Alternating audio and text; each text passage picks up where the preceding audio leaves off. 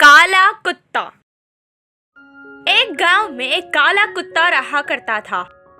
गांव के एक जगह पर एक बड़ा कचरे का डब्बा था, जिसका उसे लगता था कि वो मालिक है। जो भी खाना उसे वहां मिलता, वो खा के सारा गांव फिरते रहता था। छोटी सी भी आहट सुनकर वो जाग जाता था।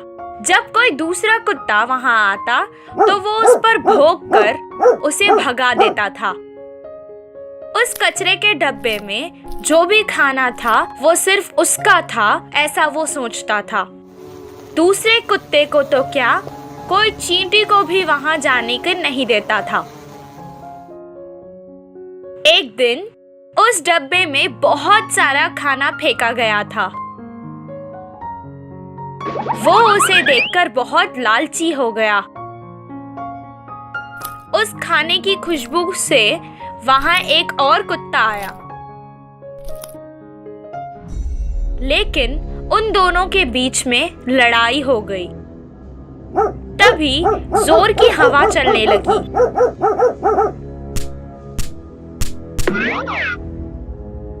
और सारा खाना मट्ठी मट्ठी हो गया। वो कुत्ता उसके पीछे पीछे भौंकते हुए गांव की सीमा तक पहुंच गया। जब उसने वापस आकर देखा तो उसे पता चला कि सारा खाना खराब हो गया है।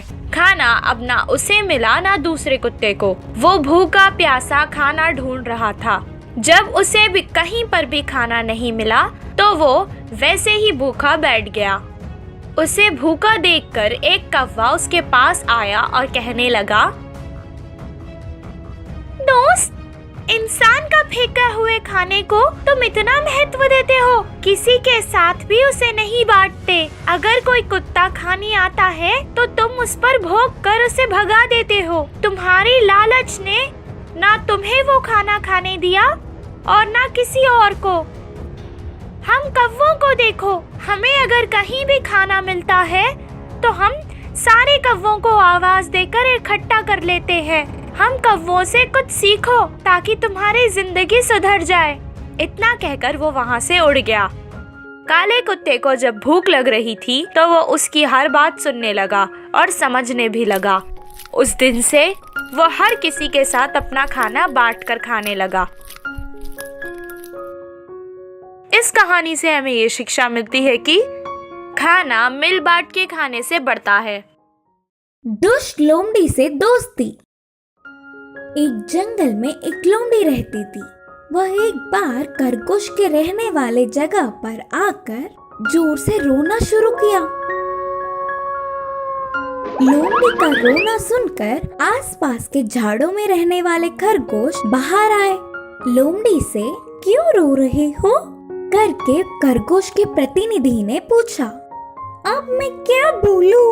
हमारे वर्ग से बाकी लोमड़ियों ने मुझे निकाल दिया करके रोते हुए लोमड़ी ने जवाब दी।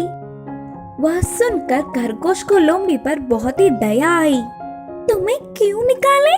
कारण तो बोलो करके कहा प्रतिनिधि खरगोश। क्योंकि वह सारी लोमड़ी आपको खाने की चाल चलने से मैंने मना किया। आपके जैसे अच्छे सुंदर जीवों को कोई खा सकता है भला? कोई कैसे खाने की सोच सकता है? मुझे समझ ही नहीं आ रहा। लोमड़ी ने बहुत ही मासूमियत से कहा। तो अब कहाँ जाओगे? प्रतिनिधि ने पूछा। पता नहीं, बाजू के जंगल जाकर कुछ काम देखना है करके परेशानी में जवाब दिया लोमड़ी। सारे खरगोश मिलकर सोचने लगे। उनकी वजह से उसे कष्ट आए, इसीलिए वे सभी उसकी मदद करने का निर्णय लिए। लोमड़ी को उनकी रक्षा में रहने के लिए पूछे। लोमड़ी ने तुरंत मानकर उनकी धन्यवाद की। तब से हर रोज रक्षा में पहरा देता हुआ कभी कभी खरगोशों को अच्छे अच्छे कहानी बातें बोलकर हंसाता था। सारे खरगोश भी लोमड़ी से अच्छे से दोस्ती करने लगे। एक दिन रात को पूर्णिमा के दिन पूरा चांद गगन में छाया था। वह पूरा जंगल चांद की रोशनी से भर गई। इस खूबसूरत की रात में चांद की रोशनी में आप कभी बाहर घूमे क्या? बहुत मजा आएगा, बोलकर लोमड़ी ने खरगोशों से पूछा। डर के कारण उस जगह से दूर नहीं गए करके कई हुई खरगोशों को लोमड़ी तुरंत ले जाने का निर्णय किया। मेरे होते हुए आप सबको डर कैसा? ऊपर से इधर पास में ही एक पुल भी है, उधर आपके प्रिय चांद भी आएगा, अच्छे से बातें कर सकते हैं करके लोमड़ी के समझाने पर सारे खरगोश खुशी से चल पड़े। कुछ दूर जाने के बाद लोमड़ी ने चिल्लाना शुरू किया। क्या हुआ देखने से अचानक से जंगल के सारे लोमड़ी भागते हुए उधर आकर खरगोशों पे हमला करने लगे। अचानक से ना सोची हुई घटना घटने से खरगोशे डर के इधर उधर भागने लगे। बेचारे कुछ खरगोश लोमड़ियों को मिल गए तो किसी भी तरह प्राणों को बचाने वाले कुछ खरगोश बहुत ही कठिनता से अपनी जगह पहुंचकर चालाक लोमड़ी की चाल को याद करके उदास हुए। नए आए लोगों शत्रु के मासूम से बातों से उतनी जल्दी विश्वास नहीं करना चाहिए करके समझे। इस कहानी की नीति है कि दुष्टों से दोस्ती हमेशा बुराई की ओर ही ले जाता है। बाज और लोमड़ी की कहानी। एक जंगल में माँ हाथी और उसका बच्चा रहते थे। वे दोनों खाने के लिए पूरा जंगल घूमते थे। ऐसे ही एक दिन उनके घूमते वक्त हाथी के बच्चे पर एक बड़ा सा ढाल गिर गया और वह बच्चा उधर का उधर ही मर गया। इकलौता बच्चे के मर जाने पर माँ हाथी का दिल टूट गया और रोने लगी। वह कितना रोने पर भी बच्चे को वही छोड़कर जाने के लिए उसका दिल नहीं मान रहा था। तो ये सब दूर से एक बाज देख रहा था। बच्चे हाथी की लाश को देखते ही उसके मुंह में पानी भर गए, लेकिन उसकी माँ तो उधर से हिल ही नहीं रही है ना, और रात होने पर उसका जमीन पर होना मुश्किल है। तो कैसे करके सोचता हुआ एक चाल चलकर धीरे से उस हाथी के पास आकर कहा, देखो दोस्त, और कितनी देर ऐसे रोती हुई बैठोगी? शाम ढलते ही सारे भूत इधर आ जाएंगे, इसलिए तुरंत तुम इस लाश को छोड़कर चले जाओ। बोलते हुए जल्दी करने लगा। इतने में उधर से ही गुजरता हुआ लोमड़ी ने ये सब देखा और उधर पड़ा हुआ हाथी के बच्चे को देख उसके मुंह में भी पानी आ गए। लेकिन तब तक पहले ही उस लाश के लिए बाज का उधर रहना उसे मुश्किल लगा और उस हाथी के माँ को किसी भी तरह रात होने तक रोक पाए तो उस बाज की पीछा छूटेगा, तब वह अकेला ही उस लाश को खा सकेगा। सोचकर धीरे से उधर आया और कहा, इसे अपने बच्चों को छोड़कर जाने के लिए तुम्हारी मन कैसे मान रहा है दोस्त? कुछ देर रुक जाओ, कब क्या होगा ये कौन बता सकता है। ऐसे उस माँ हाथी को उधर से भेजने के लिए बाज और रोकने के लिए लोमड़ी प्रयास करने लगे। इतने में वन देवी उधर प्रकट हो गई। अपने बच्चे को दूर होने पर माँ हाथी की पीड़ा को देख अपने चमत्कार से हाथी के बच्चों में फिर से जान डाली। इससे माँ हाथी की खुशी का ठिकाना ही ना रहा। ऐसे चल से दूसरों के दुख को भी अपने फायदे में बदलने के लिए प्रयास करने वाले बाज और लोमड़ियों को बंदी बनाकर वन देवी गायब हो गई।